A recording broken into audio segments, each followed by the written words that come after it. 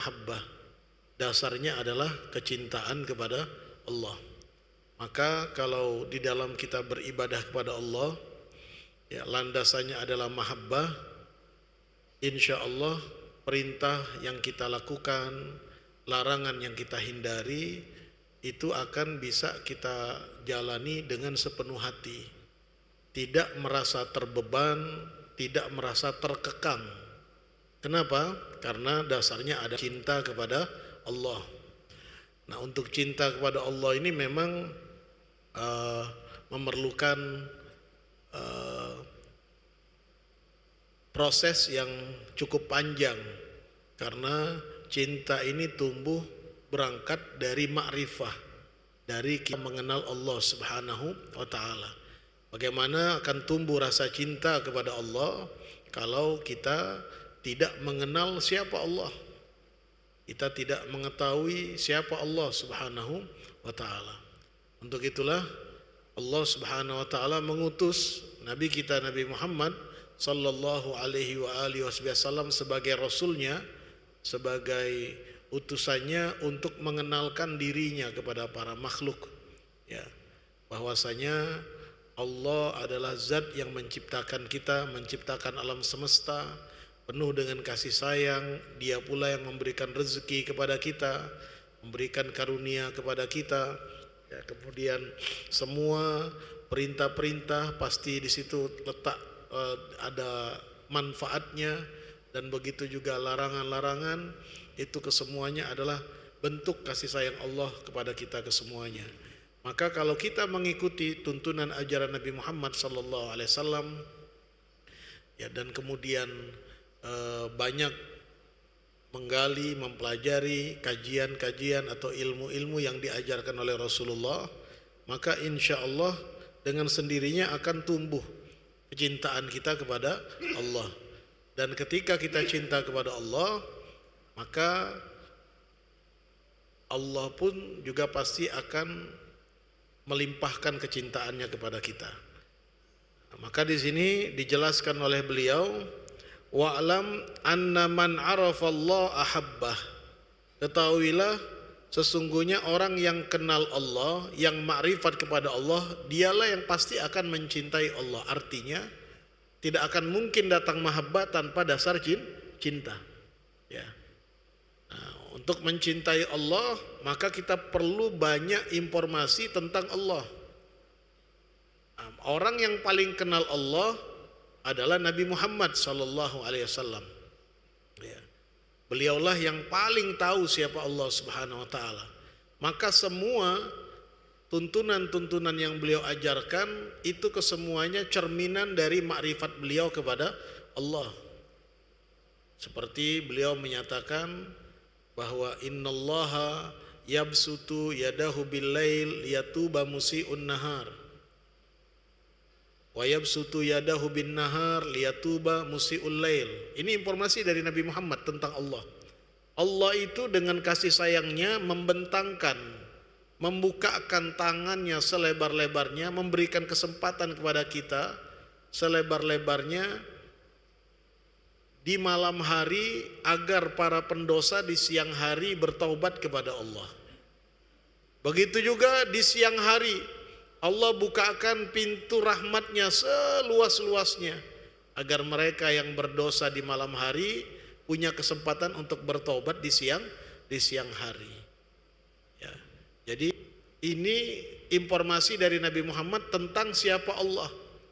Allah yang memberi kita rezeki, Allah yang memberi kita nikmat, Allah yang menghidupkan kita, Allah yang mengatur semua perjalanan kehidupan kita, ya, yang kadang-kadang kita tidak patuh dan taat kepadanya, diperintahkan kita tidak ikut, dan larangan kadang-kadang kita terjang. Tetapi itu tidak menyurutkan, ya, kebaikan Allah kepada kita. Bahkan Allah dengan sukacitanya menyambut hamba-hambanya yang mau kembali kepadanya. Nah, ini salah satu contoh bagaimana Nabi Muhammad memaparkan kasih sayang Allah kepada hamba-hambanya. Saya sudah sering juga sampaikan tentang sebuah peristiwa yang terjadi usai peperangan di zaman Nabi sallallahu alaihi wasallam. Setelah usai peperangan, terdengarlah suara tangisan yang memilukan dari seorang wanita.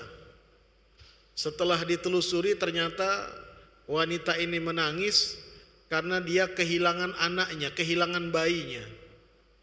Seorang ibu yang penuh dengan kasih sayang, ya, kehilangan anaknya pasti dia akan sedih, pasti dia akan merintih, ya, dan tangisannya sangat memilukan sehingga orang yang mendengar pun juga menjadi terharu. Sehingga tidak lama kemudian anak yang hilang itu ditemukan dan dikembalikan kepada sang ibu. Demi melihat anaknya, sang ibu ini langsung merengkuhnya, langsung memeluknya dengan penuh kasih sayang. Tangisan yang tadi terdengar memilukan pelan-pelan kemudian terhenti karena dia sudah menemui anaknya, menjumpai anaknya. Ya. Terpancar di wajah ibu ini rasa sukacita yang sedemikian luar biasa. Dan ini disaksikan oleh para sahabat bersama Rasulullah sallallahu alaihi wasallam. Maka kemudian Rasulullah memanfaatkan situasi tersebut untuk mengenalkan Allah. Jadi Rasulullah itu setiap ada peluang, setiap ada kesempatan untuk mengenalkan Allah, beliau kenalkan Allah kepada para sahabat, kepada masyarakat pada waktu itu. Maka beliau berkata kepada para sahabat, kalian lihat betapa sayangnya ibu ini kepada anaknya. Kira-kira mungkinkah ibu ini akan melemparkan anaknya dalam kobaran api? Ya. Kira-kira ibu yang sayang dengan anaknya ini mungkinkah tega akan melemparkan anaknya ini dalam kobaran api? Maka serentak para sahabat mengatakan, tidak mungkin ya Rasulullah. Kita lihat dengan mata kepala kita sendiri betapa dia sayang kepada anaknya ini. Ya, tidak mungkin dia akan lemparkan anaknya ini dalam kobaran api. Nah, maka kemudian Rasulullah SAW setelah mendapatkan jawaban para sahabat, beliau mengatakan, Lallahu afrahu bi taubati abdihil mu'min. Ya, sesungguhnya Allahu arham bi abdihil mu'min min hadhihi biwaladiha. Sungguh asal kalian tahu, kata Rasulullah, Allah subhanahu wa ta'ala lebih kasih, lebih sayang kepada hamba-hambanya melebihi sayangnya ibu ini kepada anak-anaknya. Ya. Jadi Allah begitu luar biasa sayangnya kepada hamba-hambanya. Ya, kalau kita tadi lihat, kata Rasulullah, betapa ibu ini sayang kepada anaknya, sedih ketika anaknya hilang, dan ketika dia jumpa, dia peluk anaknya dengan sukacita, dan rasanya tidak akan mungkin tega sang ibu ini melemparkan anaknya dalam kobaran api. Maka kalian harus tahu bahwa kasih sayang Allah pada hamba-hambanya melebihi dari sayangnya seorang ibu kepada anaknya. Nah, maka sahabat paham dan mengerti dari semua informasi yang disampaikan oleh Nabi Sallallahu Alaihi Wasallam betapa sayangnya Allah kepada hamba-hambanya.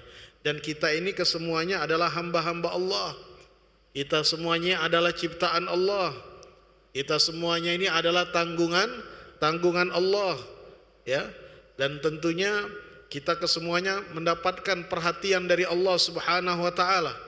Luar biasa.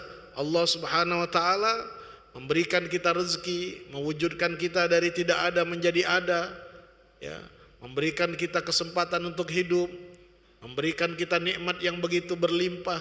Ini semuanya adalah bentuk kasih sayang dari Allah, yang meskipun kadang-kadang tidak semua perintah Allah kita taati, dan tidak jarang kita melanggar dan melabrak, ya, semua larangan-larangan Allah Subhanahu wa taala.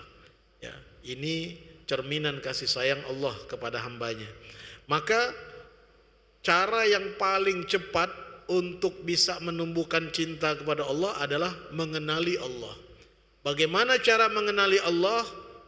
Maka gunakan logika kita, gunakan akal kita dengan membuka peluang dan kesempatan pada diri kita menerima informasi seputar siapa Allah Subhanahu wa taala. Yang dalam hal ini tidak bisa kita pelajari, tidak bisa kita ketahui dengan begitu saja tanpa kita belajar. Karena itulah para ulama ahli tauhid mengatakan awwal wajibin alal insani ma'rifatul ilahi bistiqani. Yang wajib pertama kali harus dipelajari oleh seseorang manusia